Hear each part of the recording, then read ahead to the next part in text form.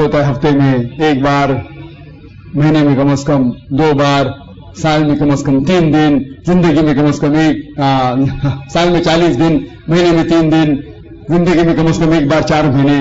یہ سب چیز کچھ قرآن سے حدیث سے ثابت نہیں ہے، قرآن سے حدیث ثابت نہیں. لیکن ہمیں ہمارے مسلمان بھائیوں سے پریم سے پیش آنا چاہیے. افسوس کی بات ہے کہ ہمارے مسلمان بھائیوں میں اتحاد نہیں ہے. اس کی وجہ ہے کہ کم علم کی وجہ سے ہمیں ان سے پیار سے پیش آنا چاہیے، حکمت سے پیش آنا چاہیے، اور قرآن حدیث کی دعوت دینا چاہیے، اصلاح کرنا چاہیے ہمارے بھائیوں کی. یہ کہنا کہ آپ غلط ہے اور شدت کے ساتھ ان کی مخالفت نہیں کرنا چاہیے. پیار اور حکمت کے ساتھ، جس طریقے سے میں کہتا ہوں تعالیٰ بہنوں بہنوں کو مسلمان کے لیے بھی کام کر سکتے ہیں، اور ہم اس بات کی طرف جہاں پر ہمیں یکساں ہے. کیا یکساں ہے؟ قرآن ہے، صحیح حدیث ہے، یکساں ہے، اس کے اوپر عمل کرو. تو افسوس کی بات ہے کہ ہم حکمت کا استعمال نہیں کرتے، اسی لیے تفرق ہے. میں نے ایک تقریر دی تھی چنئی میں جنوری کے مہینے میں، یونٹی ان مسلم امہ، اسلام کی امت میں اتحاد. اور یہ تقریر انگریزی میں ہے جس میں میں نے فارمولا دیا ہے کس طریقے سے قرآن اور صحیح حدیث کے اوپر عمل کریں گے تو انشاءاللہ سارے مسلمان اتحاد میں رہیں گے، ایک ہوں گے. جیسا اللہ تعالیٰ فرماتے ہیں سورہ عمران میں سورہ نمبر 3 آیت نمبر 103 میں، وَاعْتَصِمُوا بِحَبْلِ اللَّهِ جَمِيعًا وَلَا تَفَرَّقُوا. اور ہم اللہ کی رسی کو مضبوطی سے پکڑے. اللہ کی رسی ہے قرآن اور صحیح حدیث. اس کو اگر ہم پڑھیں گے سمجھ کے، افسوس کی بات ہم قرآن سمجھ کے پڑھتے ہی نہیں. چند مسلمان قرآن کو سمجھتے ہیں، باقی لوگ تلاوت کرتے ہیں رمضان میں 1 بار 2 بار 10 بار. الحمدللہ تلاوت کیجئے، اچھی بات ہے، ثواب ملے گا. لیکن صرف تلاوت کرو اور اس کے اوپر عمل نہ کرو تو جنت میں جانے کی کوئی گارنٹی نہیں.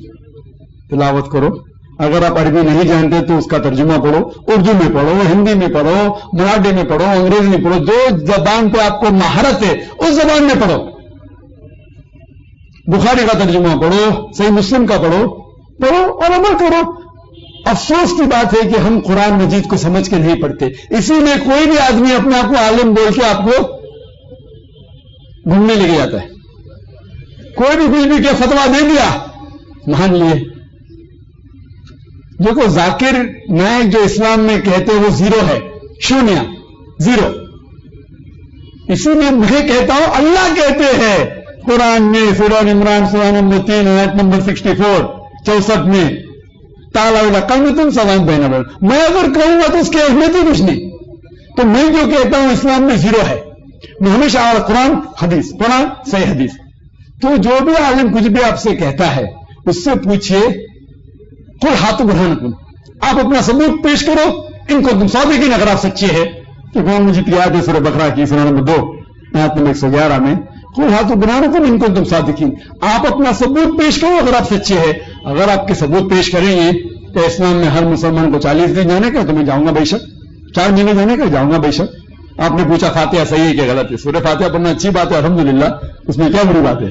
لیکن آپ کا مین سوال ہے کہ کھانے پہ فاتحہ پڑھنا اور کسی شخص کے نام کے اوپر ذریعہ بنا کے کرنا. قرآن مجید میں کم از کم 4 جگہ کہا گیا ہے. سورہ بقرہ میں سورہ نمبر 2 آیت نمبر 173، سورہ مائدہ سورہ نمبر 5 آیت نمبر 3، سورہ انعام سورہ نمبر 6 آیت نمبر 145، اور سورہ نحل چیپٹر نمبر 16 سورہ نمبر 16 آیت نمبر 115 میں اللہ تعالیٰ فرماتے حرمت علیکم المیتۃ والدم ولحم الخنزیر وما اہل لغیر اللہ بہ. آپ کے لیے حرام ہے سور کا گوشت، خنزیر کا گوشت، مرا ہوا گوشت، خون، اور وہ کھانا جس کے اوپر اللہ کے علاوہ کسی اور کا نام لیا گیا. تو اگر آپ اللہ کے علاوہ کسی اور کا نام لیتے کھانے پہ، چاہے وہ محمد صلی اللہ علیہ وسلم کا بھی ہو، اگر آپ محمد صلی اللہ علیہ وسلم کا بھی نام لیتے کھانے پہ تو قرآن کی آیت کے حساب سے آپ کے لیے حرام ہے. تو باقی کسی کے پیر یا لینے کا اجازت ہے ہی نہیں. وہ میں نہیں کہہ رہا ہوں، آپ جا کے مت کہ نہ ڈاکٹر ذاکر نائک کہتے ہیں کہ اللہ کے علاوہ کسی کا نام لینا حرام ہے، میں کیا تو کچھ اس کی اہمیت ہی نہیں. آپ کہیے آپ کی سہیلی سے، آپ کے دوست سے کہ اللہ تعالیٰ فرماتے سورہ بقرہ میں سورہ نمبر 2 آیت نمبر 173، اللہ تعالیٰ فرماتے سورہ مائدہ میں سورہ نمبر 5 آیت نمبر 3، اللہ تعالیٰ فرماتے سورہ انعام سورہ نمبر 6 آیت نمبر 145، اللہ تعالیٰ فرماتے سورہ نحل سورہ نمبر 16 آیت نمبر 115. اگر یاد نہیں رکھ سکتے لکھیے. قرآن دکھائیے. اللہ تعالیٰ فرماتے کہ وہ کھانا جس کے اوپر اللہ کے علاوہ کسی اور کا نام لیا گیا. تو اکثر جہالت کی وجہ سے کچھ ہمارے مسلمان بھائی بہن اس غلط فہمی کا شکار ہے. کیا یہ دین کے اندر یہ دین کا مسئلہ ہے؟ لیکن اس بات پہ میں اس جواب کو ختم کروں گا. شیخ ابن تیمیہ فرماتے ہیں، شیخ ابن تیمیہ جو الحمدللہ ثم الحمدللہ ایک بڑے عالم تھے الحمدللہ، وہ فرماتے ہیں کہ اگر کوئی مسلم کوئی دوسرے انسان کو سجدہ کرتا ہے سمجھ کے کیا وہ دین کا حصہ ہے تو وہ شرک نہیں کر رہا ہے. اگر کوئی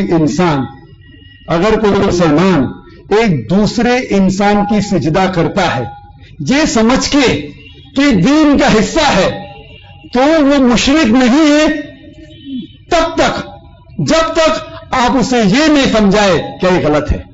جو اگر انجانے میں جہالت میں اگر کوئی مسلمان بھائی کوئی غلط کام کر رہا ہے تو ہمارا فرض ہے کہ ہم حکمت کے ساتھ اسے سمجھائے.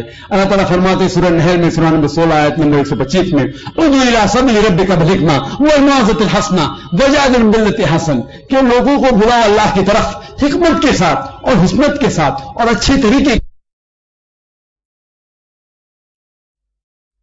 ہے کہ ہم مسلمانوں میں اتحاد پیدا کریں قرآن اور حدیث کی روشنی میں. یہ شیخ ابن تیمیہ کا جو قول ہے تو ہمارا فرض ہے کہ ہم جو مسلمان بھائی انجانے میں جہالت میں کوئی غلط چیز کر رہے ہیں تو پیار سے سمجھائیے، حکمت سے سمجھائیے، قرآن کے ذریعے سمجھائیے. تو آپس میں جھگڑا کرنے سے اختلاف بڑھیں گے اور ہم مسلمان اتحاد نہیں ہوں گے. تو میری گزارش ہے مسلمان بھائیوں سے اس سوال کے آخری جواب دیتے وقت کہ انشاءاللہ ہمارا فرض ہے کہ ہم قرآن کے اوپر چلے، صحیح حدیث پہ چلے، اس کے اوپر عمل کرے اور یہ پیغام مسلمانوں میں نہیں غیر مسلمان تک پھیلائے. وآخر دعوانا الحمدللہ رب العالمین. سوال و جواب کا سلسلہ ختم ہو گیا ہے اور میں تمام سامعین کرام کو پھر ایک بار 10 منٹ کے لیے گزارش کرتا ہوں کہ آپ صبر کیجیے. ہم آپ سے صرف 10 منٹ مانگ رہے ہیں تاکہ ہمارا کلچر ہماری تہذیب باقی رہے. دین حق کانفرنس یہ 2 روزہ کانفرنس ہے. 5 تاریخ کی یہ نشست اپنے انتہا کو پہنچنے والی ہے. 6 تاریخ کو الحمدللہ بہت ہی اہم ترین موضوع پر ایک اہم ترین شخصیت، قرآن اور سائنس جیسا موضوع.